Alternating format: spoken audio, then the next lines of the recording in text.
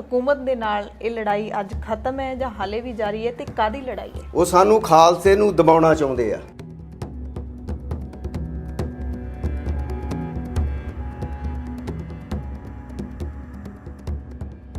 ਉਹਨਾਂ ਨੇ ਮੁਕਾਬਲਾ ਕਿਵੇਂ ਕੀਤਾ ਉਹ ਸਾਰਾ ਦ੍ਰਿਸ਼ ਤੁਸੀਂ ਦੇਖਿਆ?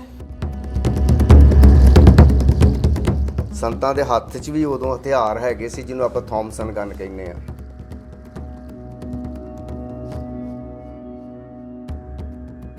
ਛੇ ਤਰੀਕ ਨੂੰ 9 ਵਜੇ ਦੇ ਕਰੀਬ ਅਕਾਲ ਤਖਤ ਤੋਂ ਜਕਾਰੇ ਛੱਡ ਕੇ ਬਾਹਰ ਨਿਕਲਦੇ ਆ। ਉਹਨਾਂ ਦੇ 25 30 ਸਿੰਘ ਸੀ ਉਹਨਾਂ ਦੇ ਨਾਲ।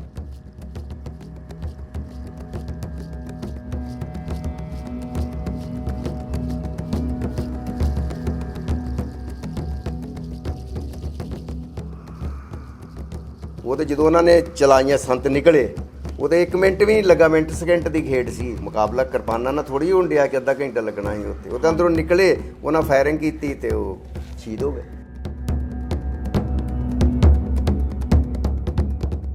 ਤੁਹਾਨੂੰ ਦੇਖ ਰਿਹਾ ਸੀ ਅਕਾਲ ਤਖਤ, ਕਿਉਂਕਿ ਮਿਲਟਰੀ ਉਦੋਂ ਕਾਬਜ਼ ਹੋ ਚੁੱਕੀ ਸੀ ਦਰਬਾਰ ਸਾਹਿਬ ਦੇ ਅੰਦਰ।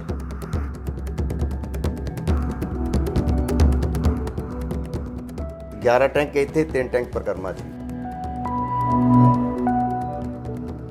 ਫਿਰ ਉਸ ਤੋਂ ਬਾਅਦ ਤੁਸੀਂ ਕੀ ਕੀਤਾ? ਤੁਸੀਂ ਉੱਥੋਂ ਕਿਵੇਂ ਨਿਕਲੇ?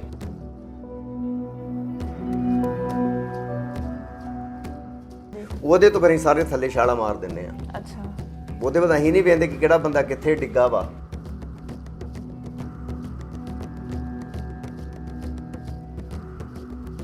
हिंदी च कर दिया कि हम सभी को बोलना चाहते हैं कि वो अपने हमारा कब्जा हो चुका है आपके कॉम्प्लेक्स के ऊपर में, और आप हमें गिरफ्तारी दे दीजिए और हम आपको मतलब कि आपके साथ में जंगी कैदियों वाला सलूक करेंगे।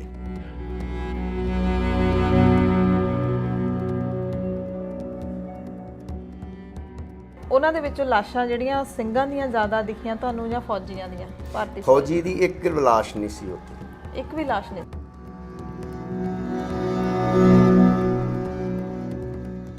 ਇਹ ਉੱਥੇ ਪੂਜਾ ਦਾ ਕੇਂਦਰ ਬਣਾ ਕੇ ਗੋਲਕਾਂ ਲਾਉਣੀਆਂ ਸੀ। ਅਸੀਂ ਤਖਤ ਦੇ ਉੱਤੇ ਆ ਤੇ ਤਖਤ ਤੇ ਹਥਿਆਰ ਹੀ ਹੋਣਗੇ।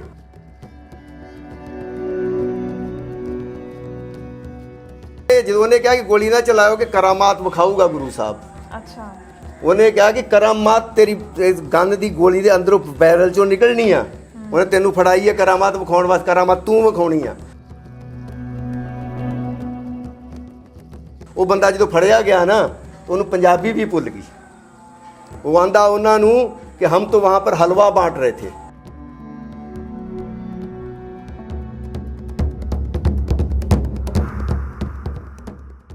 ਜੂਨ 1984 ਸਿੱਖਾਂ ਦੇ ਵੱਲੋਂ ਕਦੇ ਵੀ ਨਾ ਭੁਲਾਇਆ ਜਾਣ ਵਾਲਾ ਜ਼ਖਮ ਹੈ।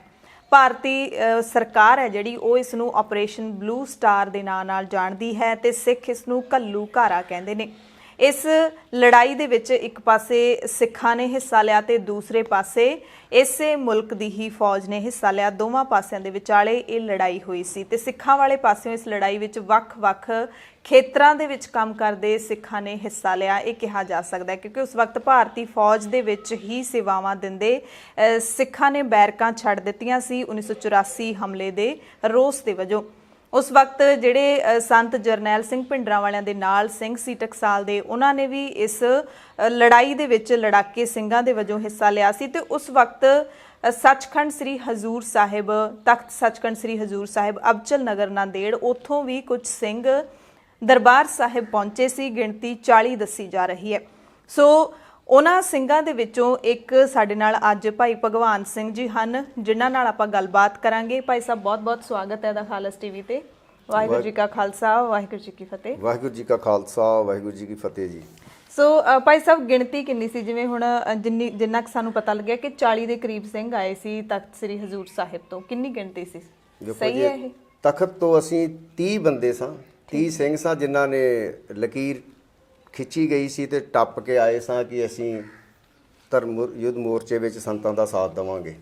ਤੇ 10 ਸਿੰਘ ਜਿਹੜੇ ਸਾਡੇ 1 ਤਰੀਕ ਨੂੰ ਗੋਲੀ ਚੱਲਣ ਤੋਂ ਬਾਅਦ ਤਰਨਤਾਰਨ ਤੋਂ ਆਏ ਸਨ। ਠੀਕ ਹੈ। ਕਦੋਂ ਆਏ ਸੀਗੇ ਤੁਸੀਂ ਹਜ਼ੂਰ ਸਾਹਿਬ ਤੋਂ?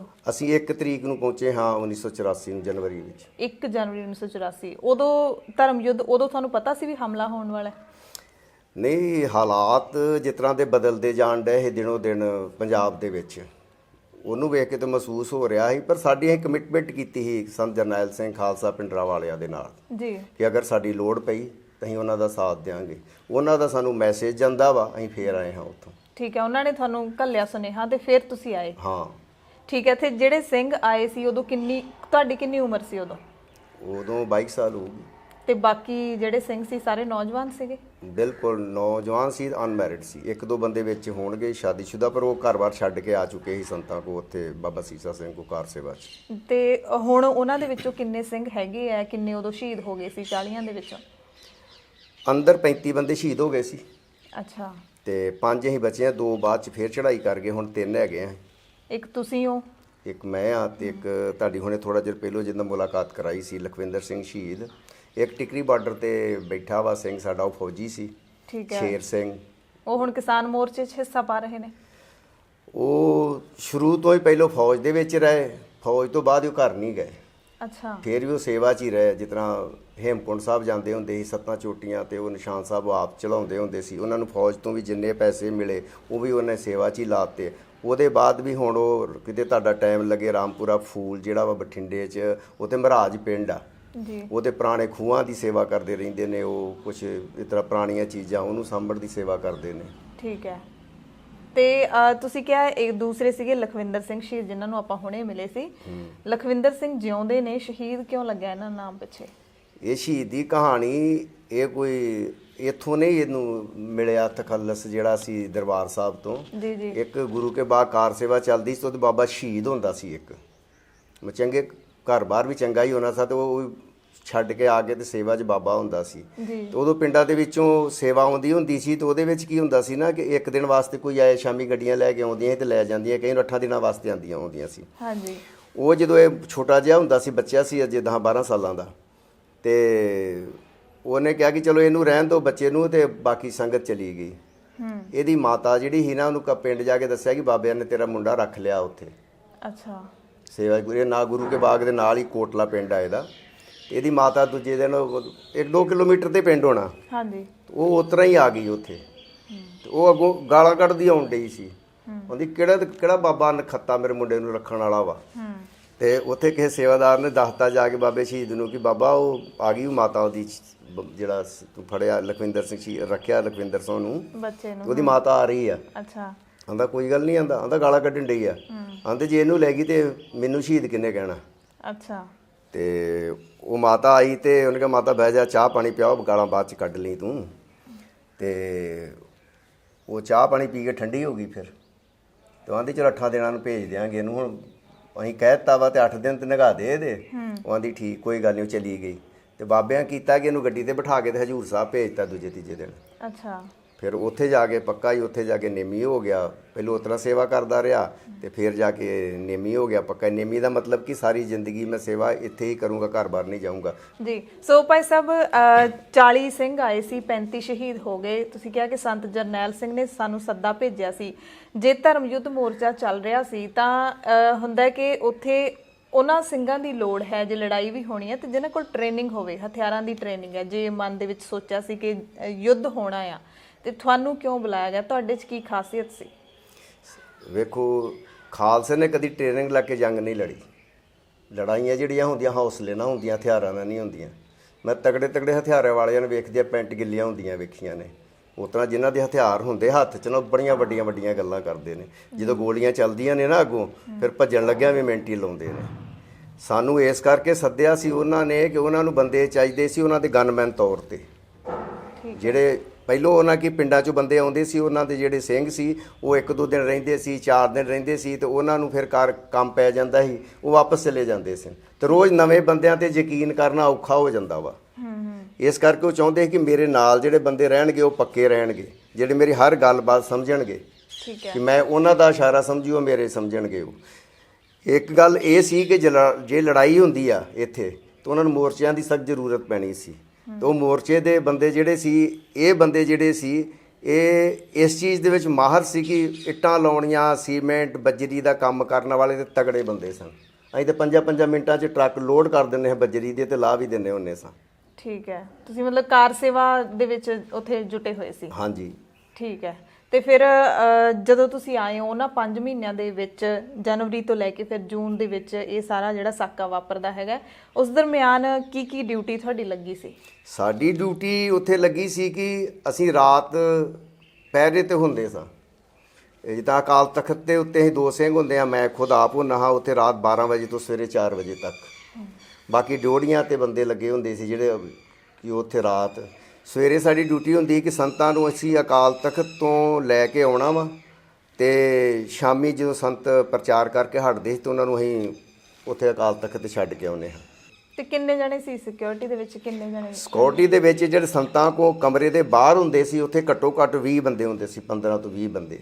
ਅੱਛਾ। 5-6 ਬੰਦੇ ਉਹਨਾਂ ਦੇ ਪਿੰਡ ਦੇ ਹੁੰਦੇ ਸੀ, ਜੋਗਿੰਦਰ ਸਿੰਘ ਰੋਡੇ, ਪਰਸਾ ਸਿੰਘ ਤੇ ਬੁੱਧ ਸਿੰਘ ਤੇ ਨਿਰੰਤਰ ਸਿੰਘ ਜਿਹਨੇ ਨਿਰੰਕਾਰੀ ਮਾਰਿਆ ਸੀ, ਸੋਢੀ ਵਰਗੇ ਬੰਦੇ ਵੀ ਉੱਥੇ ਹੁੰਦੇ ਸੀ। ਚੱਬੇ ਪਿੰਡ ਤੋਂ ਹੈਗੇ ਸੀ ਆਪਣੇ ਫਿਰੋਜ਼ਪੁਰ ਵਾਲੀ ਸਾਈਡ ਤੋਂ ਜਗਦੀਸ਼ ਸਿੰਘ, ਪਾਲਾ ਸਿੰਘ, ਮਤਲਬ 15-20 ਬੰਦੇ ਉੱਤੇ ਹੁੰਦੇ ਸੀ।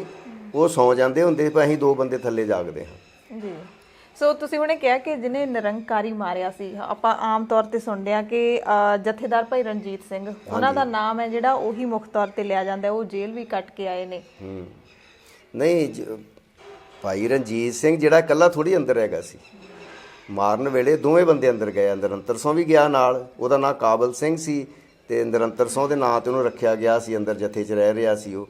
ਤੇ ਭਾਈ ਰਣਜੀਤ ਸਿੰਘ ਦੋਵਾਂ ਨੇ ਹੀ ਮਾਰਿਆ ਸੀ ਅੰਦਰ ਉਹਨੂੰ। ਤੇ ਸੰਤ ਜਰਨੈਲ ਸਿੰਘ ਨੂੰ ਤੁਸੀਂ ਪਹਿਲੀ ਵਾਰੀ ਕਦੋਂ ਮਿਲੇ ਸੀਗੇ? ਸੰਤ ਜਰਨੈਲ ਸਿੰਘ ਫਿਰ ਮੈਂ ਬਾਬੇ ਦੇ ਨਾਲ ਚਲਾ ਗਿਆ, ਬਾਬੇ ਸੀਸਾ ਸਿੰਘ ਦੇ ਨਾਲ। ਮੈਂ ਬੰਬੇ, ਦਿੱਲੀ, ਕਲਕੱਤੇ ਜਿੱਥੇ ਬਾਬੇ ਜਾਂਦੇ ਮੈਂ ਨਾਲ ਜਾਂਦਾ ਹਾਂ। ਤੇ ਉੱਥੋਂ ਜਦੋਂ ਸੁਨੇਹਾ ਆਇਆ ਸੀ ਤੁਹਾਨੂੰ, ਬਾਬਾ ਜੀ ਨੇ ਹੁਕਮ ਕੀਤਾ ਸੀ ਉੱਥੇ ਜਾਣ ਦਾ? ਮੈਂ ਦੱਸਦਾ ਨਾ ਕਿ ਜਦੋਂ ਮੈਂ ਨਾਲ ਜਾਂਦਾ ਬਾਬਿਆਂ ਦੇ, ਤੇ ਜਿਹੜੇ ਸਾਡੇ ਵੱਡੇ ਬਾਬਾ ਜੀ ਸੀ ਉਦੋਂ ਜਥੇ ਦੀ ਸਾਡਾ ਮੇਨ ਹੈੱਡਕੁਆਟਰ ਤਰਨਤਾਰਨ ਸੀ, ਕਾਰਸਿਆਲ, ਜਿੱਥੇ ਹੁਣ ਬਾਬਾ ਜਗਤਾਰ ਸਿੰਘ ਜੀ ਨੇ।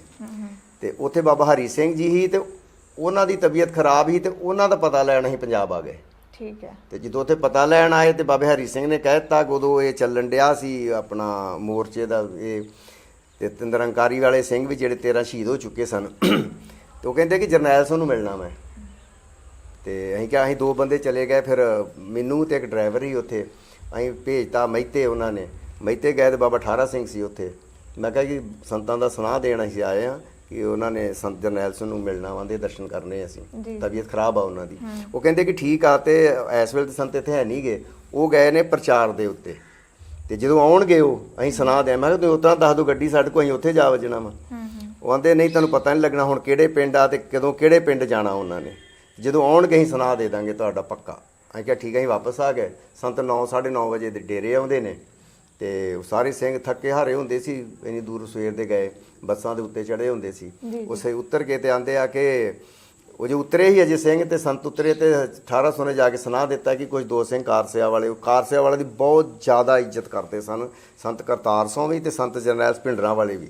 ਇਸ ਕਰਕੇ ਉਹਨਾਂ ਦੀ ਇੱਜ਼ਤ ਕਰਦੇ ਕਿ ਇਹ ਸਾਰੀ ਜ਼ਿੰਦਗੀ ਸੇਵਾ ਚਲਾਉਂਦੇ, ਕੋਈ ਇੱਧਰ ਉੱਧਰ। ਦੂਜੇ ਤੇ ਜਿਹੜੇ ਟਕਸਾਲ ਵਾਲੇ ਸਿੰਘ ਸੀ, ਇਹ ਤੇ ਇਹਨਾਂ ਨੂੰ ਇਹ ਕੀਰਤਨ ਸਿਖਾਉਂਦੇ ਜੀ ਜਾਂ ਦੂਜੀਆਂ ਸੰਥਾਵਾਂ ਦੇ ਕੇ, ਤੇ ਕਿਤੇ ਗ੍ਰੰਥੀ ਲੱਗਣਾ, ਕਿਸੇ ਨੇ ਪਾਠੀ ਲੱਗਣਾ, ਉਹ ਤਾਂ ਪਰਿਵਾਰਕ ਬੰਦੇ ਬਣ ਜਾਂਦੇ ਸੀ ਨਾ। ਉਹ ਹਮੇਸ਼ਾ ਕਹਿੰਦੇ ਕਿ ਕਾਰ ਸੇਵਾ ਜਿੱਥੇ ਤੁਹਾਨੂੰ ਮਿਲੇ ਉਹਦਾ ਸਤਿਕਾਰ ਕਰਕੇ ਹੀ ਮਿਲਿਓ ਤੁਸੀਂ। ਜੀ ਜੀ। ਸੋ ਭਾਈ ਸਾਹਿਬ, ਆਪਾਂ ਹੁਣ ਉਹ ਜੂਨ ਦੇ ਦਿਨਾਂ ਦੇ ਵੱਲ ਆ ਜਾਈਏ। 1 ਤੋਂ ਲੈ ਕੇ 6 ਜੂਨ ਤੁਸੀਂ ਕਿਹਾ ਕਿ 35 ਸਿੰਘ ਤੁਹਾਡੇ ਨਾਲ ਦੇ ਸੀਗੇ ਜਿਹੜੇ ਉਹ ਸ਼ਹੀਦ ਹੋ ਗਏ ਸੀ ਤੇ 5 ਤੁਸੀਂ ਬਚ ਗਏ ਸੀਗੇ। ਬਚਣ ਦਾ ਸਬਬ ਕਿਵੇਂ ਬਣਿਆ? ਕਿੱਥੇ ਕਿੱਥੇ ਕਿਹੜੇ ਕਿਹੜੇ ਮੋਰਚਿਆਂ ਤੇ ਸੀਗੇ ਤੁਸੀਂ? ਦੇਖੋ, ਲੰਗਰ ਦੀ ਜਿਹੜੀ ਬਿਲਡਿੰਗ ਆ, ਲੰਗਰ ਦੇ ਨਾਲ 2 ਬੁਰਜ ਨੇ, ਰਾਮਗੜੀਆ ਬੁਰਜ ਜਿਹੜੇ ਹੈਗੇ ਆ, ਜੱਸਾ ਸਿੰਘ ਰਾਮਗੜੀਏ ਨੇ ਬਣਾਏ ਨੇ। ਤੇ ਉਹ ਬੁਰਜਾਂ ਦੀ ਡਿਊਟੀ ਤੇ ਜਿਹੜਾ ਲੰਗਰ ਹਾਲ ਦੀ ਸੀ, ਨਾਲ ਇੱਕ ਡਿਊਟੀ ਸੀ ਲੰਗਰ ਵਾਲੀ ਜਿਹੜੀ ਆ। ਹਾਂਜੀ ਹਾਂਜੀ। ਇਹ ਸਾਰਾ ਏਰੀਆ ਜਿਹੜਾ ਸੀ ਉਹਨਾਂ ਸਾਨੂੰ ਦਿੱਤਾ ਸੀ ਕਿ ਇਹਦੇ ਤੁਹਾਡੀ ਕਮਾਂਡ ਹੇਠ ਰਹੂਗਾ। 6 ਬੰਦੇ ਇੱਥੇ ਸਾਡੇ 17 ਸਿੰਘ ਸੀ। ਠੀਕ ਹੈ। ਮੈਂ ਨਾਮ ਵੀ ਦੱਸ ਦੂੰ ਕੱਲਿਆਂ ਦਾ। ਤੇ 6 ਸਿੰਘ ਜਿਹੜੇ ਸੀ, ਜਿੱਥੇ ਬਾਬਾ ਦੀਪ ਸਿੰਘ ਦੀ ਅਸਥਾਨ ਆ, ਉਹ ਤੋਂ ਅੱਗੇ ਜਾਓਗੇ ਉੱਥੇ ਬੀਬੀ ਪ੍ਰੀਤਮ ਕੌਰ ਦੀ ਰਿਹਾਇਸ਼ ਸੀ, ਸੁਜਾਨ ਸਿੰਘ ਦੀ ਰਿਹਾਇਸ਼ ਸੀ, ਜਿਹੜੇ ਹੁਣ ਅਕਾਲ ਤਖਤ ਜਥੇਦਾਰ ਜਿਹੜੇ ਕਿ ਹੋਏ ਨੇ, ਮਤਲਬ ਫੌਤ ਹੋਏ ਨੇ ਹੁਣ, ਉਹਨਾਂ ਦੀ ਰਿਹਾਇਸ਼ ਵੀ ਉੱਥੇ ਸੀ। ਹਾਂ, ਉਹ ਨੁੱਕਰ ਦੇ ਸ਼ਬੀਲ ਦੇ ਉੱਤੇ 6 ਸਿੰਘ ਸੀ। ਸ਼ੇਰ ਸਿੰਘ, ਜੋਗਿੰਦਰ ਸਿੰਘ, ਜਸਬੀਰ ਸਿੰਘ ਪੰਛੀ ਤੇ ਲਖਵਿੰਦਰ ਸਿੰਘ ਸ਼ਹੀਦ, ਤਰਸੇਮ ਸਿੰਘ ਘਣੀਆਂ ਕੇ ਬਾਂਗਰ ਤੇ ਗੁਰਬਖਸ਼ ਸਿੰਘ ਮਜੀਠੇ ਤੋਂ। ਠੀਕ ਹੈ। 6 ਸਿੰਘ ਉੱਥੇ ਤੇ 17 ਸਿੰਘ ਹੀ ਫਿਰ ਅਸੀਂ ਅਕਾਲ ਤਖਤ ਤੇ ਆਪਣੇ ਭੇਜੇ ਸੀ ਜੀ। ਤੇ ਤੁਸੀਂ ਕਿੱਥੇ ਸੀਗੇ? ਮੈਂ ਲੰਗਰ ਤੇ। ਤੁਸੀਂ ਲੰਗਰ ਤੇ ਸੀ। ਠੀਕ ਹੈ। ਸੋ ਉੱਥੇ ਕੁੱਲ ਕਿੰਨੀ ਗਿਣਤੀ ਸੀਗੀ ਸਿੰਘਾਂ ਦੀ? ਘੱਟੋ ਘੱਟ 50 ਸਿੰਘਾਂ ਦੀ। ਪੂਰੇ ਦਰਬਾਰ ਸਾਹਿਬ परिसर ਦੇ ਵਿੱਚ ਜਾਂ ਨਹੀਂ। ਸਿਰਫ ਤੁਹਾਡੇ ਵਾਲੇ ਮੋਰਚੇ? ਮਤਲਬ ਕਿ ਦੋਵੇਂ ਬੁਰਜ, ਹਾਂਜੀ ਲੰਗਰ ਦੀ ਪੂਰੀ ਬਿਲਡਿੰਗ ਨਾਲ ਬ੍ਰਹਮ ਬੂਟਾ ਲੱਗਦਾ ਸੀ, ਉਹਦੇ ਪਰਲੇ ਪਾਸੇ ਸਿੰਧੀ ਹੋਟਲ ਸੀ। ਜੀ। ਇਹ ਸਾਰੇ ਮਿਲਾ ਕੇ 50 ਤੇ ਉੱਪਰ ਹੋਣਗੇ, ਘੱਟ ਨਹੀਂ ਹੋਣਗੇ। ਭਾਈ ਅਮਰੀਕ ਸਿੰਘ ਵੀ ਉੱਥੇ ਸੀ, 18 ਸਿੰਘ ਵੀ ਉੱਥੇ ਸੀ। ਟੋਟਲ ਜੇ ਗਿਣਤੀ ਆਪਾਂ ਕਰ ਲਈਏ ਸਿੰਘਾਂ ਵਾਲੇ ਪਾਸੇ ਕੁੱਲ ਗਿਣਤੀ ਕਿੰਨੀ ਸੀ? ਦਰਬਾਰ ਸਾਹਿਬ ਦੇ ਕੁੱਲ ਗਿਣਤੀ ਅੰਦਰ ਜੀ ਜੀ ਜੇ ਲੜਨ ਵਾਲੇ ਆ ਉਹ 100 ਦੇ ਲਾਗੇ ਚਾਗੇ ਹੋਣਗੇ, ਬਾਕੀ ਉਹਨਾਂ ਦੀ ਮਦਦ ਕਰਨ ਵਾਲਾ 100 ਬੰਦਾ ਹੋਊਗਾ, ਜੀ 200 ਬੰਦਾ ਹੋਊਗਾ। ਜੀ। ਸੋ ਇਹ ਵੀ ਬਹੁਤ ਚਰਚਾ ਦੇ ਵਿੱਚ ਆਉਂਦਾ ਹੈਗਾ। ਕਈ ਲੋਕ ਮੰਨਦੇ ਨੇ ਕਿ ਸੰਤ ਜਰਨੈਲ ਸਿੰਘ ਭਿੰਡਰਾਂਵਾਲੇ ਸ਼ਹੀਦ ਨਹੀਂ ਹੋਏ। ਜ਼ਿਆਦਾਤਰ ਜਿਹੜੇ ਸਿੱਖ ਹੈਗੇ ਨੇ ਉਹੀ ਮੰਨਦੇ ਨੇ ਕਿ ਉਹਨਾਂ ਨੇ ਸ਼ਹੀਦੀ ਪਾਈ ਹੈ। ਉਹਨਾਂ ਦੀਆਂ ਤਸਵੀਰਾਂ ਵੀ ਦੇਖ ਸਕਦੇ ਆ। ਤੁਸੀਂ ਕੁਝ ਕੀ ਦੇਖਿਆ ਉੱਥੇ? ਸੰਤ ਉੱਥੇ 6 ਤਰੀਕ ਨੂੰ 9 ਵਜੇ ਦੇ ਕਰੀਬ ਅਕਾਲ ਤਖਤ ਤੋਂ ਜਕਾਰੇ ਛੱਡ ਕੇ ਬਾਹਰ ਨਿਕਲਦੇ ਆ। ਉਹਨਾਂ ਦੇ 25-30 ਸਿੰਘ ਸੀ ਉਹਨਾਂ ਦੇ ਨਾਲ। ਠੀਕ ਹੈ। ਔਰ ਅਕਾਲ ਤਖਤ ਤੋਂ ਉਤਰਦੇ ਆ ਜਿਹੜੇ ਦੋ ਨਿਸ਼ਾਨ ਸਾਹਿਬਾਂ ਦੇ ਡਿਓੜੀ ਦੇ ਵਿੱਚ ਜਿਹੜਾ ਖਾਲੀ ਸਥਾਨ ਪਿਆ ਵਾ, ਹਾਂਜੀ ਹਾਂਜੀ, ਉੱਥੇ ਹੀ ਉਹ ਜਨਰਲ ਸ਼ਬੇਕ ਸਿੰਘ ਇੱਕ ਦਿਨ ਪਹਿਲਾਂ ਸ਼ਹੀਦ ਹੁੰਦੇ ਆ, ਤੇ ਸੰਤ ਤੇ ਭਾਈ ਅਮਰੀਕ ਸਿੰਘ ਇਹ ਦੋਵੇਂ ਜਾਣੇ ਉੱਥੇ ਸ਼ਹੀਦ ਹੁੰਦੇ ਆ। ਜਨਰਲ ਸ਼ਬੇਕ ਸਿੰਘ ਜੀ ਇਹ 5 ਜੂਨ ਨੂੰ ਰਾਤ 11 ਤੋਂ 12 ਵਜੇ ਦੇ ਵਿੱਚ ਸ਼ਹੀਦ ਹੁੰਦੇ ਆ। ਜੀ ਤੁਸੀਂ ਖੁਦ ਦੇਖਿਆ ਉਹਨਾਂ? ਜਨਰਲ ਸ਼ਬੇਕ ਸਿੰਘ ਨੂੰ ਨਹੀਂ ਵੇਖਿਆ ਮੈਂ ਸ਼ਹੀਦ ਹੁੰਦੇ, ਜੀ। ਉਹ ਰਾਤ ਸੀ ਉਦੋਂ। ਪਰ ਜਨਰਲ ਆਪਣਾ ਸੰਤ ਜਰਨੈਲ ਸਿੰਘ ਨੂੰ ਵੇਖਿਆ ਆਪਾਂ ਅੱਖਾਂ ਨਾਲ ਸ਼ਹੀਦ ਹੁੰਦੇ, ਕਿਉਂਕਿ ਅਸੀਂ ਬੁੰਗੇ ਤੇ ਹਾਂ ਇੱਧਰ ਜਿੱਥੇ ਦੁੱਖ ਭੰਜਨੀ ਬੇਰੀ ਆ ਨਾ, ਉਹ ਸਾਰਾ ਏਰੀਆ ਉਹ ਬਾਬੇ ਖੜਕ ਸੁੱਖ ਹੁੰਦਾ ਸੀ, ਉਹ ਛੱਡ ਕੇ ਉਦੋਂ ਚਲੇ ਗਏ ਸੀ। ਉਹਦੇ ਅੰਦਰ ਭੂਰਾ ਵਾ। ਠੀਕ ਹੈ। ਜਦੋਂ ਤੁਸੀਂ ਪਰਿਕਰਮਾ ਕਰੋਗੇ ਨਾ, ਜਿਸ ਤਰ੍ਹਾਂ ਉਹ ਜਾਲੀਆਂ ਸਾਹਮਣੇ ਲੱਗੀਆਂ ਨਾ ਛੋਟੀਆਂ, ਹਾਂਜੀ ਹਾਂਜੀ, ਉਹ 3 ਲੰਮੀਆਂ ਜਾਲੀਆਂ ਲੱਗੀਆਂ ਨੇ, ਬਿਲਕੁਲ। ਉਹ ਟੇਪਰ ਨੇ ਅੰਦਰ ਇਸ ਤਰ੍ਹਾਂ, ਤੁਸੀਂ ਫੜ ਕੇ ਨਹੀਂ ਖਲੋ ਸਕਦੇ ਉਹਨੂੰ। ਉਹਦੇ ਅੰਦਰ ਬੋਰੀਆਂ ਲਾਈਆਂ ਸੀ ਕਣਕ ਦੀਆਂ ਅੰਦਰ, ਉਹ ਬੋਰੀਆਂ ਤੇ ਖਲੋ ਕੇ ਉੱਥੋਂ ਵੇਖ ਸਕਦੇ ਹਾਂ। ਹੁਣ ਵੀ ਜਾ ਕੇ ਟਰਾਈ ਕਰ ਲੋਗੇ ਅਕਾਲ ਤਖਤ ਦਿਖਦਾ ਵਾ ਕਿ ਨਹੀਂ ਦਿਖਦਾ ਉੱਥੋਂ। ਜੀ। ਸਾਨੂੰ ਦਿਖ ਰਿਹਾ ਸੀ ਅਕਾਲ ਤਖਤ, ਕਿਉਂਕਿ ਮਿਲਟਰੀ ਉਦੋਂ ਕਾਬਜ ਹੋ ਚੁੱਕੀ ਸੀ ਦਰਬਾਰ ਸਾਹਿਬ ਦੇ ਅੰਦਰ। 3 ਟੈਂਕ ਅੰਦਰ ਆ ਚੁੱਕੇ ਸਨ। ਬਖਤਰਬੰਦ ਗੱਡੀ ਜਿਹੜੀ ਉਹਨਾਂ ਦੀ ਜਿਹਦੇ ਟਾਇਰ ਉੱਡੇ ਸੀ ਉਹ ਵੀ ਵਿੱਚ ਖਲੋਤੀ ਸੀ। 11 ਟੈਂਕ ਬਾਹਰ ਸੀ, ਟੋਟਲ 14 ਟੈਂਕ ਸੀ ਸਿਰਫ ਲੰਗਰ ਦੀ ਬਿਲਡਿੰਗ ਦੇ, ਤੇ ਗੁਰੂ ਰਾਮਦਾਸ ਸਰਾਂ, ਗੁਰੂ ਨਾਨਕ ਨਿਵਾਸ, ਮੰਜੀ ਹਾਲ, ਇਹਦੇ ਵਿੱਚ 11 ਟੈਂਕ ਇੱਥੇ, 3 ਟੈਂਕ ਪਰਿਕਰਮਾ 'ਚ ਵੀ। ਸੋ ਤੁਸੀਂ ਕਿਹਾ ਕਿ ਸੰਤ ਜਰਨੈਲ ਸਿੰਘ ਜੈਕਾਰੇ ਲਾਉਂਦੇ ਬਾਹਰ ਆਏ ਸੀਗੇ, ਤੇ ਫਿਰ ਤੁਸੀਂ ਉਹਨਾਂ ਨੂੰ ਸ਼ਹੀਦੀ ਤੋਂ ਬਾਅਦ ਵੀ ਦੇਖਿਆ ਹੈ। ਉਹਨਾਂ ਨੇ ਮੁਕਾਬਲਾ ਕਿਵੇਂ ਕੀਤਾ, ਉਹ ਸਾਰਾ ਦ੍ਰਿਸ਼ ਤੁਸੀਂ ਦੇਖਿਆ? ਮੁਕਾਬਲਾ ਰਾਤ 9 ਵਜੇ ਤੋਂ ਸਵੇਰੇ 6 ਵਜੇ ਤੱਕ ਹੁੰਦਾ, ਜਿੰਨਾ ਚਿਰ ਸੂਰਜ ਨਹੀਂ ਨਿਕਲਦਾ। ਅੱਛਾ।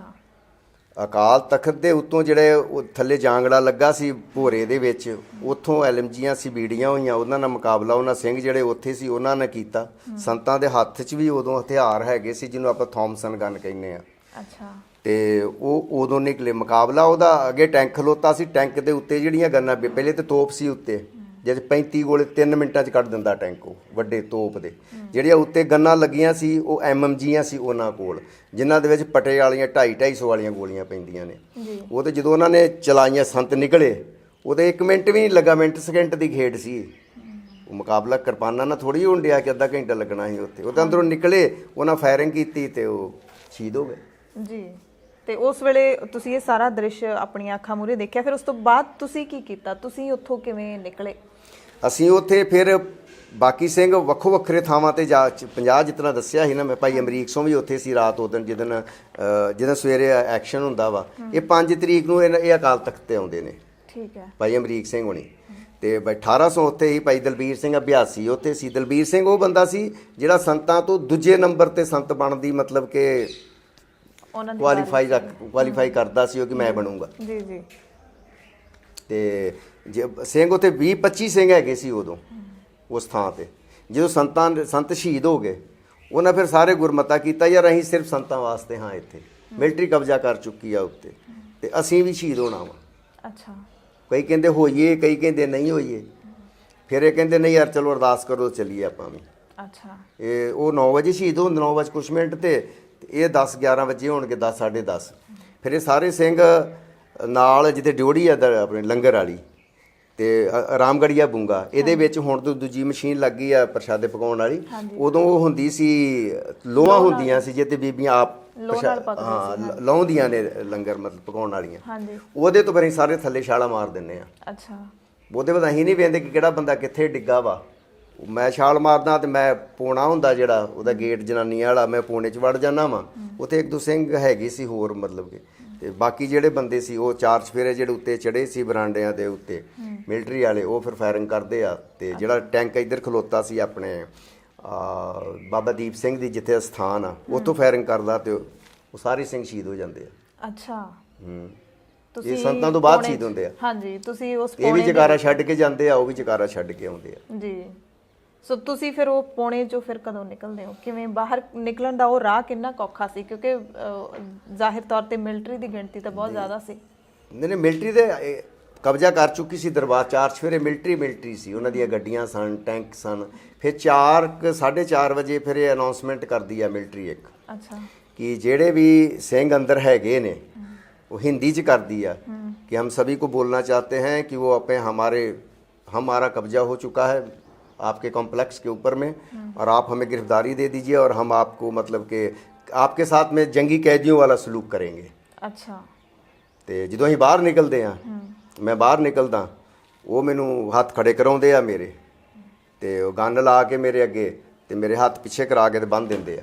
ਅੱਛਾ, ਬੰਨ ਕੇ ਤੇ ਮੈਨੂੰ ਲੈ ਜਾਂਦੇ ਨੇ ਉਹ ਇਧਰਲੇ ਪਾਸੇ ਜਿੱਥੇ ਬਾਬਾ ਦੀਪ ਸਿੰਘ ਵਾਲੀ ਬਾਈ ਸੀ। ਹਾਂਜੀ, ਮੇਰੇ ਜਾਣ ਤੋਂ ਪਹਿਲਾਂ ਉੱਥੇ 100-150 ਸਿੰਘ ਬਿਠਾਏ ਸੀ, ਉਹਨਾਂ ਸਾਰਿਆਂ ਦੇ ਹੱਥ ਪਿੱਛੇ ਬੱਧੇ ਸੀ ਤੇ ਉਹ ਬੈਠੇ ਸੀ। ਅੱਛਾ, ਉਹ ਸਾਰੇ ਉਹਨਾਂ ਅਨਾਉਂਸਮੈਂਟ ਤੋਂ ਬਾਅਦ ਸਾਰੇ ਪਰਿਸਰ ਚੋਂ ਬਾਹਰ ਨਿਕਲੇ ਸੀ? ਉਹ ਪਹਿਲੋਂ ਨਿਕਲੇ ਹੋਣਗੇ ਕੁਛ, ਜਾਂ ਬਾਅਦ ਚ ਨਿਕਲੇ ਹੋਣਗੇ, ਜਿਤਨਾ ਫੜੀ ਗਏ ਉਤਨਾ ਤੇ ਉਹਨਾਂ ਵਿੱਚੋਂ ਜਿਹੜੇ ਜੰਗੀ ਸਿੰਘ ਸੀ, ਜਿਹੜੇ ਲੜਾਈ ਕਰਨ ਵਾਲੇ ਸਿੰਘ ਸੀ, ਉਹ ਕਿੰਨੇ ਕੁ ਸੀ? ਤੇ ਆਮ ਸਿੱਖ ਕਿੰਨੇ ਕੁ ਸੀ ਜਿਹੜੇ ਉੱਥੇ ਦਰਸ਼ਨਾਂ ਲਈ ਪਹੁੰਚੇ ਸੀ ਜਾਂ ਮੋਰਚੇ ਦੇ ਵਿੱਚ ਪਹੁੰਚੇ ਹੋਏ ਸੀ? ਮਤਲਬ ਕਿੰਨਾ ਸਿੰਘਾਂ ਦੇ ਬਾਰੇ ਤੁਸੀਂ ਪੁੱਛ ਰਹੇ ਹੋ? ਤੇ ਜਿਹੜੇ ਉੱਥੇ ਬੈਠੇ ਸੀ ਨੇ, ਬੈਠਿਆਂ ਦੇ ਵਿੱਚ ਤੇ ਜਿਹੜੇ ਮੇਰੇ ਨਾਲ ਸਾਰੇ ਦੇ ਸਾਰੇ ਸ਼ਹੀਦ ਹੋ ਗਏ ਟੋਟਲ। ਤੇ ਉਧਰੋਂ ਜਿਹੜੇ ਆਏ ਉਹਨਾਂ ਦੇ ਵਿੱਚੋਂ ਮੇਰੇ 5 ਸਿੰਘ ਹੈਗੇ ਸੀ। ਠੀਕ ਹੈ। ਇੱਕ ਪ੍ਰਤਾਪ ਸਿੰਘ ਗੋਰਖਾ ਸੀ ਜਿਹੜਾ ਨੇਪਾਲੀ ਸੀ, ਉਹ ਉਹਨੇ ਅੰਮ੍ਰਿਤ ਛਕਿਆ ਸੀ, ਹਜੂਰ ਸਾਹਿਬ ਸਾਡੇ ਨਾਲ ਹੀ ਆਇਆ ਸੀ। ਉਹ ਜਿੱਥੇ ਉਹ ਉਧਰੋਂ ਆਇਆ ਸੀ ਜਿੱਥੇ ਜਨਰਲ ਸ਼ਵੇਕ ਸਿੰਘ ਸ਼ਹੀਦ ਹੁੰਦੇ ਆ।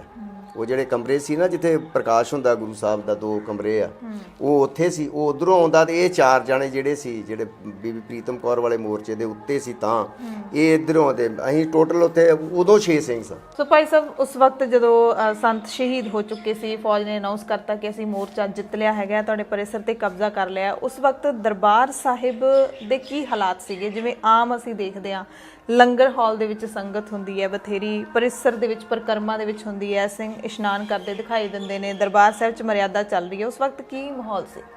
ਉਦੋਂ ਕੋਈ ਮਰਿਆਦਾ ਕਿਤੇ ਨਹੀਂ ਚੱਲ ਰਹੀ ਸੀ। ਲੰਗਰ ਦੇ ਵਿੱਚ ਤੇ 4 ਤਰੀਕ ਨੂੰ ਸਵੇਰੇ 4:40 ਤੇ ਉਹਨਾਂ ਨੇ ਹਮਲਾ ਕੀਤਾ। ਜਦੋਂ ਗੋਲਾਬਾਰੀ ਚਾਲੂ ਹੁੰਦੀ ਆ, ਲੰਗਰ ਦੇ ਵਿੱਚ ਕੋਈ ਚੀਜ਼ ਨਾ ਤਾਂ ਉਹਦੇ ਬਾਅਦ ਬਣ ਰਹੀ ਸੀ, ਨਾ ਚੁੱਲ੍ਹੇ ਤਾਏ ਗਏ ਸੀ, ਕੁਛ ਨਹੀਂ ਸੀ। ਸਾਰੇ ਚਲੇ ਗਏ ਸੀ ਕਰਮਚਾਰੀ ਜਾਂ ਸੇਵਾਦਾਰ? ਹਾਂ, ਕਰਮਚਾਰੀ ਨਹੀਂ ਸੀ ਕੋਈ ਵੀ ਉੱਥੇ, ਉਹ ਆਪਣੇ ਨਾਲ ਘਰ ਹੋਣ ਕੇ ਲਾਗੇ ਚਲੇ ਗਏ। ਉਹਨਾਂ ਨੂੰ ਉਹ ਤਾਂ ਜਾਣਦੇ ਵੀ ਨਹੀਂ ਹੈ ਜ਼ਿਆਦਾ ਅਸੀਂ। ਤੇ ਪਰਿਕਰਮਾ ਜਿਹੜੇ ਪਾਣੀ ਸੀ, ਸਰੋਵਰ ਦਾ ਜਲ ਸੀ ਜਿਹੜਾ, ਹਾਂਜੀ, ਉਹਦੇ ਉੱਤੇ ਇੰਨੀ ਕੇਰੀ ਡਿੱਗੀ ਹੋਈ ਸੀ ਕਿ ਜਿੰਨੀ ਫਾਇਰਿੰਗ ਹੋ ਰਹੀ ਸੀ, 4 ਚਫੇਰੇ ਉਹ ਉੱਡਣ ਡਈ ਸੀ, ਉਹ ਉੱਤੇ ਕੇਰੀ ਜੰਮੀ ਹੋਈ ਸੀ। ਤੇ ਲਾਸ਼ਾਂ ਮਤਲਬ ਕਿ ਪਰਿਕਰਮਾ 'ਚ ਸਰੋਵਰ ਦੇ ਵਿੱਚ ਆਸੇ-ਪਾਸੇ ਬਰਾਂਡਿਆਂ 'ਚ 4 ਚਫੇਰੇ ਲਾਸ਼ਾਂ ਹੀ ਲਾਸ਼ਾਂ ਵਿਛੀਆਂ ਹੋਈਆਂ ਸਨ। ਦਰਬਾਰ ਸਾਹਿਬ ਕੀਰਤਨ ਨਹੀਂ ਹੋ ਰਿਹਾ ਸੀ, ਬੰਦ ਸੀ। ਪਰ ਦਰਬਾਰ ਸਾਹਿਬ ਦੇ ਅੰਦਰ ਉਦੋਂ 25 ਸਿੰਘ ਹੈਗੇ ਸੀ ਪਹਿਲੋਂ। ਅੱਛਾ, ਦਰਬਾਰ ਸਾਹਿਬ ਦੇ ਅੰਦਰ ਸੇਵਾ ਕਰਨ ਵਾਲੇ ਸਿੰਘ? ਹਾਂਜੀ, ਜਿਹੜੇ ਮਰਿਆਦਾ, ਇੱਕ ਬਾਬਾ ਸੰਤੋਖ ਸਿੰਘ ਜੀ ਹੀ ਜਿਹੜੇ ਕੀਰਤਨ ਕਰ ਰਹੇ ਸੀ ਉੱਥੇ। ਤੇ ਇੱਕ ਜਿਹੜਾ ਸਰੀਰ ਸੀ ਸ਼ਹੀਦ ਹੋਇਆ, ਉਹ ਸੂਰਦਾਸ ਸੀ। ਤੋਂ ਡਿਓੜੀ 'ਚ ਬੰਦਾ ਸ਼ਹੀਦ ਹੁੰਦਾ। ਇੱਕ ਦਰਬਾਰ ਸਾਹਿਬ ਦੇ ਅੰਦਰ ਵੀ ਸ਼ਹੀਦ ਹੁੰਦਾ ਗੋਲੀ ਲੱਗਣ ਤੋਂ ਬਾਅਦ ਬੰਦੇ। ਉਹਨਾਂ 'ਚੋਂ 22 ਬੰਦੇ ਬਾਹਰ ਆ ਜਾਂਦੇ ਆ, ਤੇ 2 ਸਿੰਘ ਜਿਹੜੇ ਗ੍ਰੰਥੀ ਸੀ ਉੱਥੋਂ, ਇੱਕ ਗਿਆਨੀ ਪੂਰਨ ਸਿੰਘ ਜਿਹੜੇ ਬਾਅਦ ਜਥੇਦਾਰ ਬਣੇ, ਇੱਕ ਗਿਆਨੀ ਮੋਹਨ ਸਿੰਘ ਹੁਣ ਰਿਟਾਇਰ ਹੋਏ, ਅਜੇ ਹੈਗੇ ਜੀਵਿਤ ਆ ਉਹ।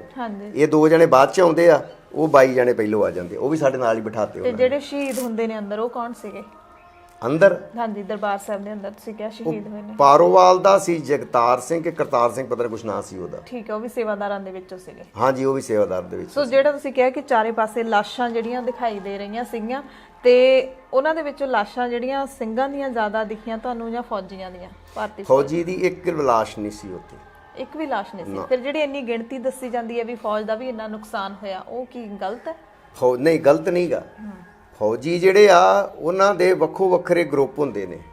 ਕੋਈ ਲੜਨ ਵਾਲਾ ਹੁੰਦਾ, ਕੋਈ ਪਿੱਛੇ ਮਨੀਸ਼ਨ ਪਹੁੰਚਾਉਣ ਵਾਲਾ ਹੁੰਦਾ, ਕੁਛ ਉਹਨਾਂ ਦੀਆਂ ਡਿਊਟੀਆਂ ਵਿੱਚ ਖਾਣੇ ਪਹੁੰਚਾਉਣ ਵਾਲਾ ਹੁੰਦਾ, ਇੱਕ ਉਹਦੇ ਵਿੱਚ ਗਰੁੱਪ ਹੁੰਦਾ ਜਿਹੜੀਆਂ ਉਹਨਾਂ ਦੀ ਸ਼ਹੀਦ ਹੋਈਆਂ ਲਾਸ਼ਾਂ ਨੂੰ ਚੁੱਕ ਲੈਂਦੇ ਨਾਲੋਂ ਨਾਲ। ਠੀਕ ਹੈ, ਕਿ ਅਗਰ ਉਹ ਲਾਸ਼ਾਂ ਉੱਥੇ ਪਈਆਂ ਹੋਣਗੀਆਂ ਤੇ ਫੌਜ ਦਾ ਮਨੋਬਲ ਡਿੱਗਦਾ ਉਹਦੇ ਨਾਲ, ਉਹ ਫਿਰ ਨਾਲੋਂ ਨਾਲ ਚੁੱਕੀ ਜਾਂਦੇ ਸੀ ਉਹ। ਠੀਕ ਹੈ, ਕਿਉਂਕਿ ਸ਼ਹੀਦ ਜਿਹੜੇ ਫੌਜੀ ਹੋਏ ਆ ਨਾ, ਉਹ ਜਿੱਥੇ ਪਿੱਛੇ ਹੁੰਦੇ ਚੁੱਕੀ ਗਏ। ਜਿਹੜੇ ਆਪਣੇ ਇੱਥੇ ਹੋਏ ਆਪਣੇ ਅਕਾਲ ਤਖਤ ਦੇ ਸਾਹਮਣੇ, ਉਹ ਉਹਨਾਂ ਨੇ ਫਿਰ ਉਹ ਵੀ ਚੁੱਕ ਲਏ ਕਿ ਸੰਤਾਂ ਦੇ ਸ਼ਹੀਦ ਹੋਣ, ਜਦੋਂ ਕਬਜ਼ਾ ਹੋ ਗਿਆ ਉਹਨਾਂ ਦਾ, ਉਹ ਉਦੋਂ ਫਿਰ ਉਹ ਲੈ ਗਏ ਸੀ ਚੁੱਕ ਕੇ। ਫੌਜੀ ਦੀ ਲਾਸ਼ ਕੋਈ ਨਹੀਂ ਕਿਸੇ ਦੀ ਵੀ। ਤੇ ਜਿਹੜੀਆਂ ਆਮ ਸੰਗਤ ਦੀਆਂ ਲਾਸ਼ਾਂ ਸੀ ਉਹਨਾਂ ਵਿੱਚੋਂ ਬੱਚੇ, ਬਜ਼ੁਰਗ, ਬੀਬੀਆਂ, ਗਿਣਤੀ ਕਿੰਨੀ ਕੁ ਹੋਣੀ ਐਸਟੀਮੇਟ ਤੁਸੀਂ ਅੱਖਾਂ ਨਾਲ ਦੇਖੀ ਹੈ ਜਿਹੜੀ ਉਸ ਵਕਤ ਉੱਥੇ? ਗਿਣਤੀ ਦਾ ਅੰਦਾਜ਼ਾ ਨਹੀਂ ਲੱਗ ਸਕਦਾ। ਕਿਤੇ ਢੇਰ ਲੱਗੇ ਪਏ ਸੀ, ਕਿਸੇ 5 ਪਏ, ਕਿਸੇ 2 ਪਏ, ਕਿਤੇ 1 ਪਏ, ਕਿਤੇ 10-10 ਬੰਦੇ ਵੀ ਇਕੱਠੇ ਸ਼ਹੀਦ ਹੋਏ ਪਏ ਸੀ।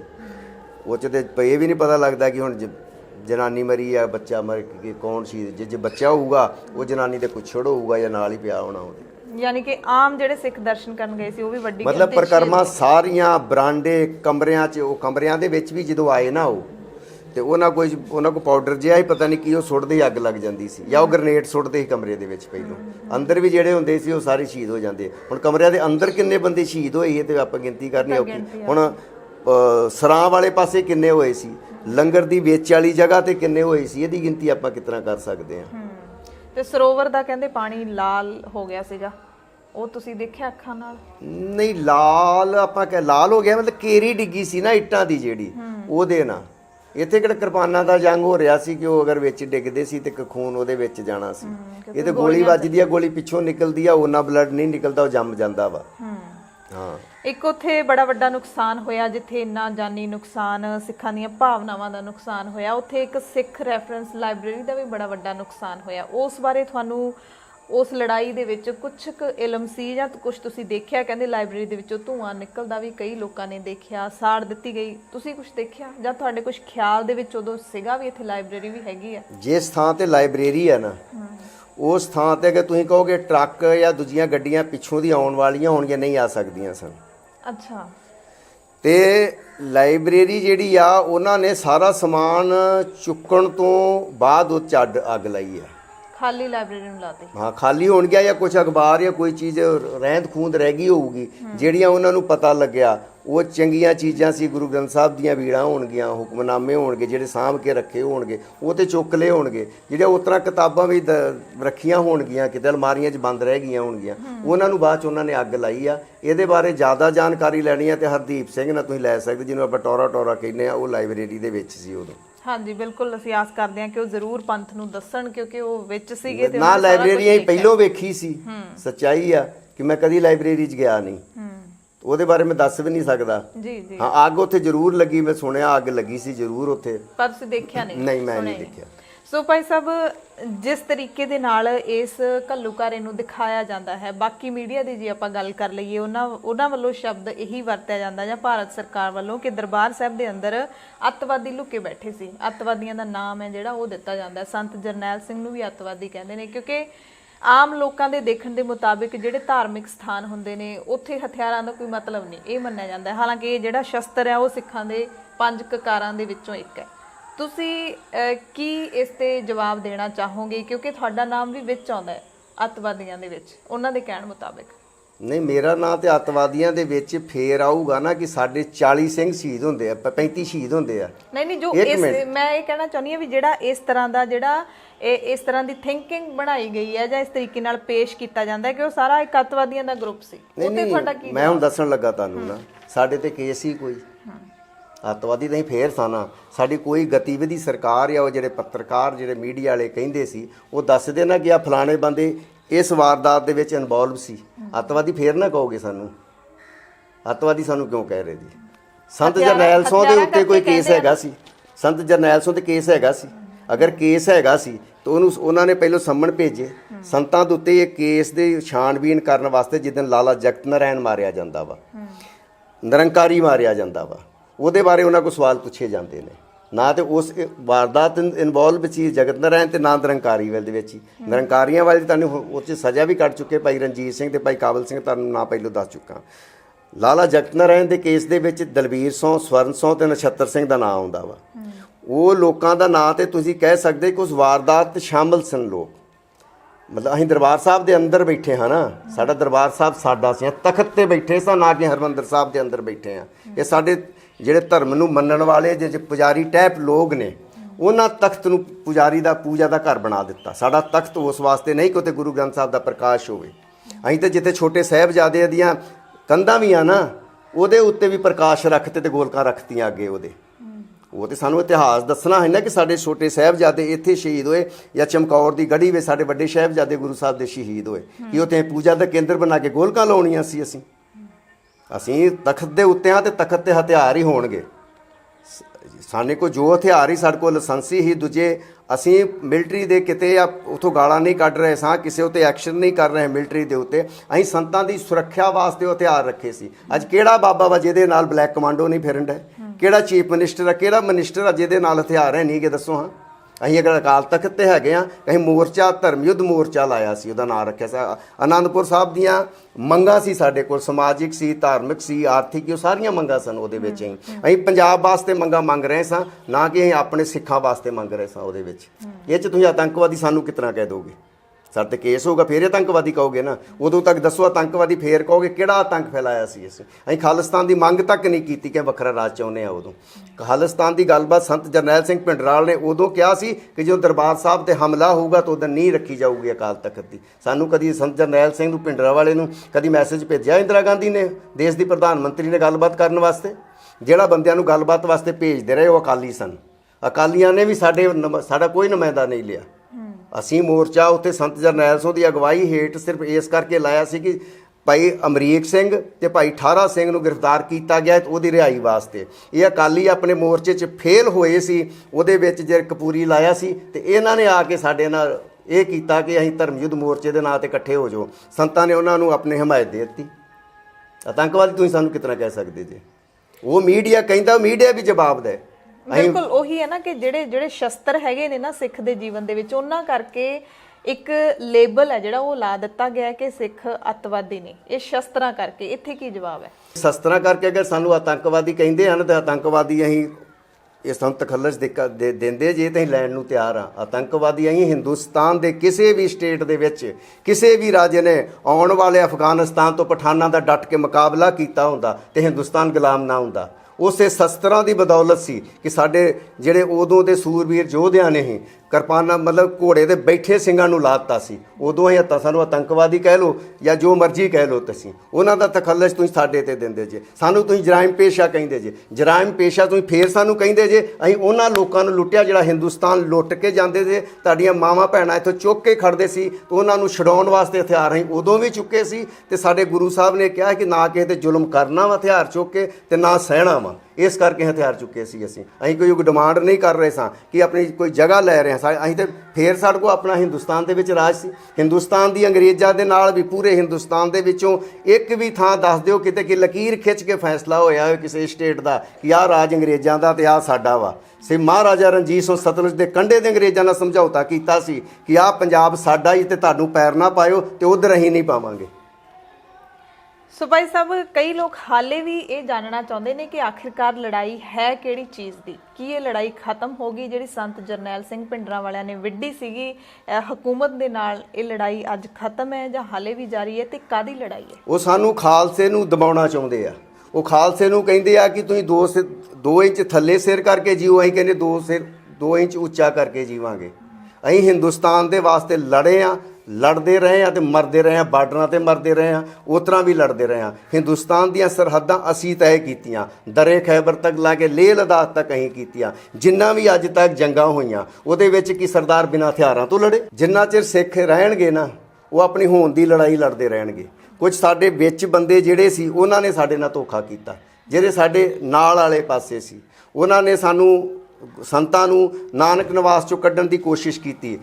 ਅਸੀਂ ਕਿਹਾ ਕਿ ਭਰਾ ਮਾਰੂ ਜੰਗ ਨਾ ਹੋਏ, ਅਸੀਂ ਉੱਥੋਂ ਅਕਾਲ ਤਖਤ ਤੇ ਆ ਗਏ। ਉਹਨਾਂ ਕਿਹਾ ਤੈਨੂੰ ਮੰਜੀ ਹਾਲ ਤੇ ਨਹੀਂ ਬੋਲਣ ਦੇਣਾ। ਅਸੀਂ ਮੰਜੀ ਹਾਲ ਤੇ ਨਹੀਂ ਬੋਲ ਕੇ ਸੰਤ ਲੰਗਰ ਤੇ ਆ ਗਏ। ਸੰਤ ਜਿੱਧਰ ਆਉਂਦੇ ਹੀ ਸੰਗਤ ਉੱਥੇ ਆ ਜਾਂਦੀ ਸੀ। ਸੰਤ ਉੱਥੇ ਪ੍ਰਚਾਰ ਕੀ ਕਰਦੇ ਸੀ ਕਿ ਸਿੰਘ ਜਿਹੜੇ ਨੌਜਵਾਨ ਸੀ ਉਹ ਦਾੜੀ ਕੱਟੀ, ਉਹਨੂੰ ਕਹਿੰਦੇ ਤੂੰ ਕੇਸ ਰੱਖ ਲਾ। ਜਿਹੜੀਆਂ ਯੂਨੀਵਰਸਿਟੀਆਂ ਸੀ, ਕਾਲਜ ਹੀ ਤੁਹਾਡੇ ਉੱਥੇ ਕਾਮਰੇਟਾਂ ਦਾ ਕਬਜ਼ਾ ਸੀ। ਉਹ ਨਾਸਤਿਕ ਨੇ, ਉਹ ਮੰਨਦੇ ਨਹੀਂ ਧਰਮ ਨੂੰ। ਅਸੀਂ ਧਰਮ ਨੂੰ ਮੰਨਣ ਵਾਲੇ ਲੋਕ ਸਾਂ। ਤੇ ਉੱਥੇ ਵੀ ਅਸੀਂ ਜਦੋਂ ਕਾਲਜਾਂ ਦੇ ਵਿੱਚ, ਸਕੂਲਾਂ ਦੇ ਵਿੱਚ ਤੁਸੀਂ ਬੱਸ ਅੱਡਿਆਂ, ਸਟੇਸ਼ਨਾਂ 'ਤੇ ਜਦੋਂ ਜਾਂਦੇ ਹੋ ਨਾ, ਸਾਰੀਆਂ ਕੇਸਰੀ ਪੱਗਾਂ ਹੀ ਨਜ਼ਰ ਆਉਂਦੀਆਂ ਸੀ। ਸਰਕਾਰ ਨੂੰ ਇਹ ਡਰ ਪੈਦਾ ਹੋ ਗਿਆ ਸੀ ਕਿ ਲੋਕੀ ਜਿਹੜੇ ਆ ਇੱਕ ਧੰਦਾ ਬਣਾ ਦਿੱਤਾ ਸੀ। ਧਰਮ ਨੂੰ ਵੀ ਧੰਦਾ ਬਣਾਤਾ, ਰਾਜਨੀਤੀ ਨੂੰ ਵੀ ਧੰਦਾ ਬਣਾ ਦਿੱਤਾ ਉਹਨਾਂ ਨੇ।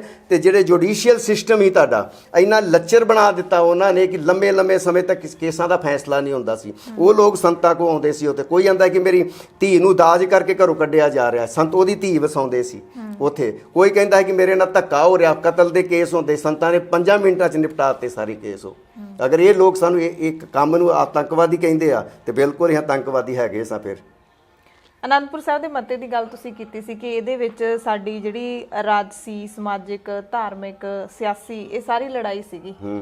ਅਨੰਦਪੁਰ ਸਾਹਿਬ ਦੇ ਮਤੇ ਬਾਰੇ ਸੰਖੇਪ 'ਚ ਦੱਸੋਗੇ ਤੁਸੀਂ ਲੋਕਾਂ ਨੂੰ? ਅਨੰਦਪੁਰ ਸਾਹਿਬ ਦੇ ਮਤੇ ਵਿੱਚ ਸਾਡੀਆਂ ਕੁਝ ਮੰਗਾਂ ਸਨ ਮੇਨ ਜਿਹੜੀਆਂ ਸੀ। ਕਈ ਅੰਮ੍ਰਿਤਸਰ ਸ਼ਹਿਰ ਨੂੰ ਪਵਿੱਤਰ ਸ਼ਹਿਰ ਕਰਾਰ ਦੇਣਾ ਚਾਹੁੰਦੇ ਸਾਂ ਕਿ ਇਹਨੂੰ ਦੇਤਾ। ਸਾਡਾ ਗੁਰਬਾਣੀ ਦਾ ਜਿਸ ਤਰ੍ਹਾਂ ਉੱਥੋਂ ਪ੍ਰਚਾਰ ਹੁੰਦਾ ਜੀ, ਉਹਨੂੰ ਕਿਹਾ ਥੋੜਾ ਟਾਈਮ ਵਧਾ ਦਿੱਤਾ ਜਾਏ ਉਹਦਾ। ਹੁਣ ਤੇ ਚਲੋ ਟੀਵੀ ਆ, ਤੁਹਾਡੇ ਚੈਨਲ ਆ ਗਏ ਨਾ, ਤੋਂ ਖੁੱਲ੍ਹਾ ਹੋ ਗਿਆ ਨਾ।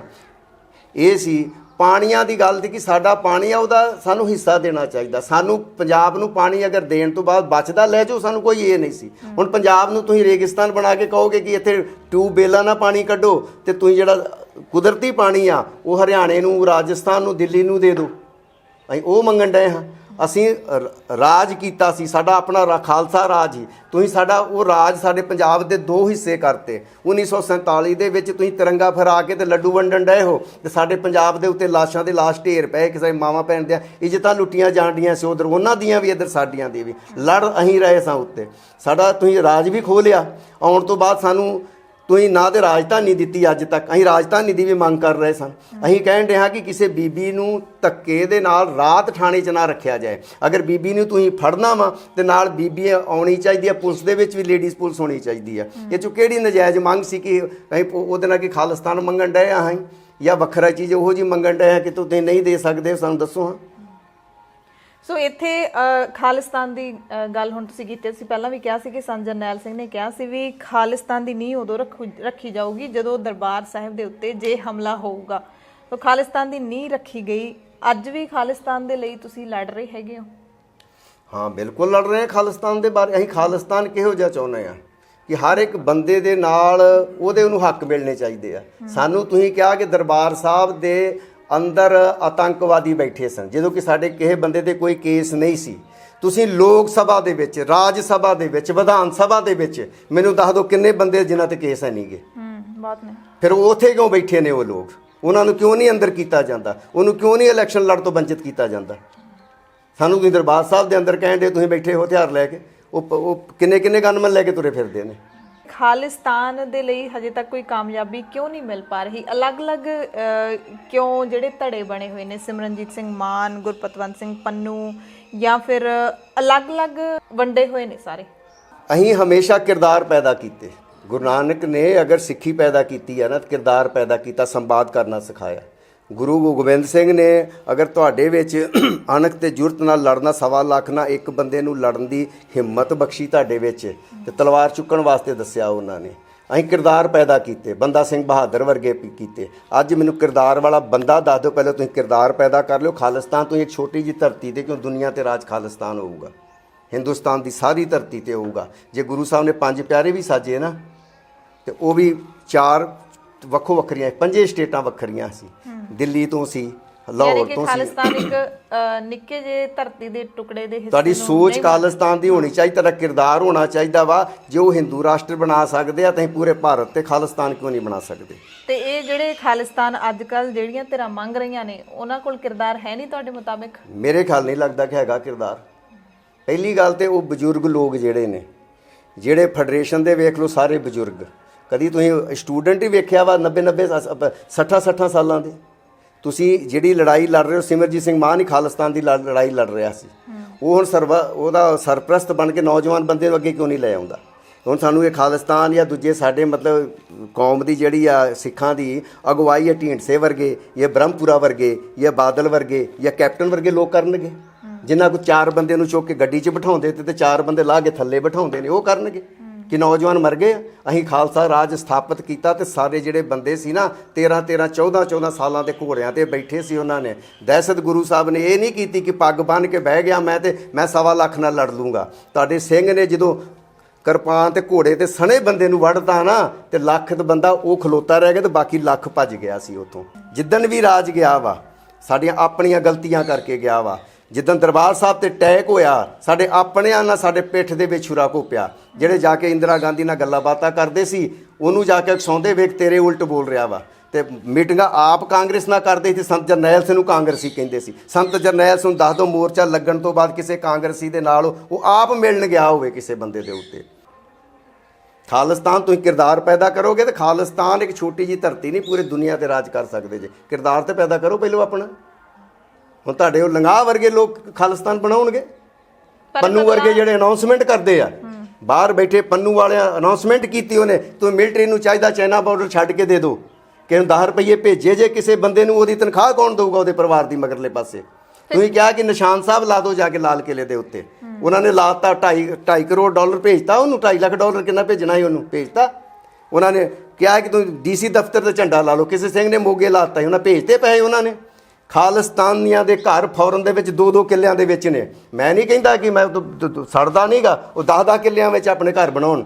ਪਰ ਮੈਨੂੰ ਇੱਕ ਵੀ ਖਾਲਿਸਤਾਨੀ ਆ ਤੁਸੀਂ ਕੱਲ ਦੀ ਰਿਪੋਰਟ ਵੇਖਿਓ ਕਿ ਮਾਨੋ ਚਾਲ ਦੇ ਘਰ ਦੇ ਵਿੱਚ ਚੌਂਕੀ ਬੈਠੀ ਜਿੱਥੇ ਥਾਣਾ ਲਿਖਿਆ ਹੈ ਚੌਂਕੀ ਉੱਤੇ, ਕਿ ਅੱਜ ਛੱਡੀ ਗਈ ਆ ਉਹ। ਉਹਨਾਂ ਖਾਲਿਸਤਾਨੀਆਂ, ਹਿੰਦੁਸਤਾਨ ਦੇ ਖਾਲਿਸਤਾਨੀਆਂ ਦੀ ਗੱਲ ਕਰਨ ਵਾਲਿਆਂ ਦੇ ਨਾਲ ਜਾ ਕੇ ਵੇਖ ਲਿਓ, ਉਹਨਾਂ ਦੇ ਉੱਤੇ ਛਤੀਰੀਆਂ ਨਹੀਂ ਰਹੀਆਂ, ਬਾਲੇ ਨਹੀਂ ਰਹੇ, ਘਰ ਦੇ ਵਿੱਚ ਘਾਹ ਹੋ ਗਿਆ। ਜਾ ਕੇ ਉੱਥੇ ਰਿਪੋਰਟਿੰਗ ਕਰਿਓ, ਮੈਂ ਤੁਹਾਨੂੰ ਕਰਾਉਣਾ, ਉਹ ਮੇਰੇ ਨਾਲ ਮੈਂ ਵਿਖਾਉਣਾ ਇੱਥੇ ਖਾਲਿਸਤਾਨੀਆਂ ਦਾ ਕੀ ਹਾਲ ਹੋਇਆ ਵਾ। ਫਿਰ ਇਹ ਲੋਕ ਕੌਣ ਨੇ ਜਿਹੜੇ ਤੁਸੀਂ ਹੁਣੇ ਨਾਮ ਲਏ ਨੇ, ਜਿਹੜੇ ਖਾਲਿਸਤਾਨ ਦੀ ਗੱਲ ਕਰਦੇ ਨੇ? ਤੁਹਾਡੇ ਮੁਤਾਬਿਕ ਇਹ ਕੌਣ ਨੇ ਜੇ ਖਾਲਿਸਤਾਨੀ ਨਹੀਂ ਹੈਗੇ? ਤੁਸੀਂ ਕ੍ਰਿਕਟ ਦਾ ਮੈਚ ਵੇਖਿਆ, ਫੁੱਟਬਾਲ ਦਾ ਮੈਚ ਵੇਖਿਆ ਜੀ? ਮੈਚ ਤੁਹਾਡੇ ਪਲੇਅਰ ਮਜ਼ਬੂਤ ਹੋਣ ਨਾਲ ਜਿੱਤਦੇ ਜੇ, ਕਿ ਸਟੇਡੀਅਮ ਦੇ ਵਿੱਚ ਲੋਕਾਂ ਦੇ ਰੌਲਾ ਪਾਉਣ ਵਾਲੇ ਸਪੋਰਟਰਾਂ ਦੇ ਸਪੋਰਟ ਨਾਲ ਜਿੱਤਦੇ ਜੇ? ਤੁਹਾਨੂੰ ਪਲੇਅਰ ਚਾਹੀਦੇ ਆ ਨਾ ਲੜਨ ਵਾਲੇ ਵਿੱਚ, ਕਿ ਵਧੀਆ ਪਲੇਅਰ ਹੋਣਗੇ, ਬੈਟਿੰਗ ਵਾਲੇ, ਬੌਲਰ ਵਧੀਆ ਹੋਣਗੇ, ਫਿਰ ਤੁਸੀਂ ਮੈਚ ਜਿੱਤਦੇ ਜੇ। ਬਾਹਰ ਜੇ ਤੇ ਸਪੋਰਟਰਾਂ ਨਾਲ ਮੈਚ ਜਿੱਤਣਾ ਹੋਵੇ, ਸਪੋਰਟਰਾਂ ਨਾਲ, ਫਿਰ ਤੇ ਜਿਸ ਦੇਸ਼ ਦੇ ਵਿੱਚ ਮੈਚ ਹੁੰਦਾ ਵਾ ਫਿਰ ਉਹ ਦੇਸ਼ ਜਿੱਤਦਾ ਹੁੰਦਾ ਨਾ। ਇਹ ਲੋਕ ਸਪੋਰਟਰ ਨੇ ਬਾਹਰੋਂ ਰੌਲਾ ਪਾਉਣ ਵਾਲੇ ਖਾਲਿਸਤਾਨ ਨੂੰ, ਪਰ ਪਲੇਅਰ ਲੜਨ ਵਾਲੇ। ਕਿਸੇ ਮਾਂ ਨੇ ਦੁੱਧ ਪੀਤਾ ਤੇ ਆ ਜੇ ਸਾਡੇ ਨਾਲ, ਮੈਂ ਆਪਣਾ ਪਰਿਵਾਰ ਵੀ ਸ਼ਹੀਦ ਕਰਾ ਦੂੰਗਾ, ਕਿ ਆ ਮੇਰੇ ਨਾਲ ਖਲੋ ਖਾਲਿਸਤਾਨ ਦੀ। ਰਾਤ ਦਿੱਲੀ ਜਾ ਕੇ ਨਾਰੇ ਲਾਉਣੇ ਆ ਖਾਲਿਸਤਾਨ ਦੇ, ਔਰ ਲੜਾਂਗੇ ਵੀ ਔਰ ਮਰਾਂਗੇ ਵੀ। ਅਸੀਂ ਬਾਹਰ ਬਹਿ ਕੇ ਗੱਲਾਂ ਕਰਨਾ ਨਹੀਂ, ਕੋਈ UNO ਜਾ ਕੇ ਪਾਤਾ ਤੇ ਖਾਲਿਸਤਾਨ ਨੂੰ ਮਿਲ ਜੂਗਾ। ਖਾਲਿਸਤਾਨ ਨੂੰ ਮਿਲੂਗਾ ਤੁਹਾਨੂੰ ਉਦਣ ਜਦੋਂ ਆਮੋ ਸਾਹਮਣੇ ਮੁਕਾਬਲਾ ਹੋਊਗਾ।